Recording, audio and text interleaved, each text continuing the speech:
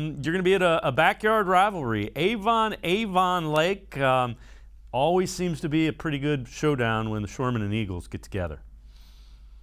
Yeah, this is an Ohio State-Michigan rivalry, Dave. This isn't going to be like a 3-touchdown game. How I know that is because I think in the last 5 meetings, it's been decided by a field goal or less.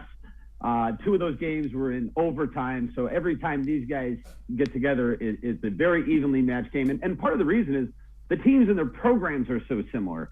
Both teams similar, very efficient at the quarterback position. They establish their running game early and often. Defensively, they're always in the right place.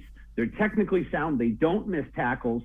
All the way down to the coaches on the 2 sidelines. Avon's Mike Elder, Mount Union Purple Raider graduate, and Matt Kostelnik for Avon Lake, also an All-American at Mount Union. So I can't wait for Friday night. There's a couple interesting questions, Dave, to keep an eye on. One of those is for Avon Lake, who's going to play quarterback? The first 2 weeks, it was Jeremy Zick. Last week, Jake DePaul. And this is a double-edged sword. Number one for Avon Lake, when Zick is under, for the 2 games he played, he averaged 28.5 passes a game, only ran the ball 2 times per game. And with DePaul at quarterback, only 11 attempts through the air and 18 rushes.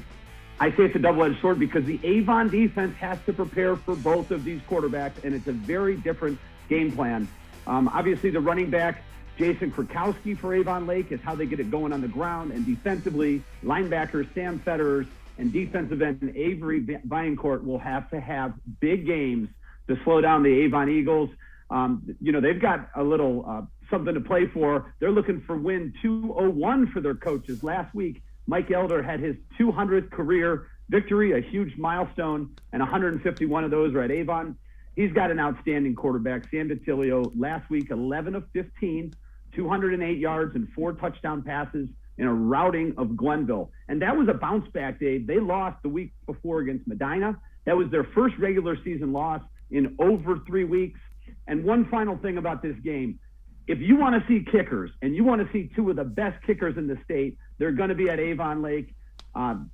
Owen Wiley from Avon Lake, he kicked a 50-yarder this year, and Nathaniel Vakos of Avon had a 45-yarder that had about 15 yards of extra space to go on that one. So if it comes down to a field goal, which it usually does, both of these teams are in prime position to convert.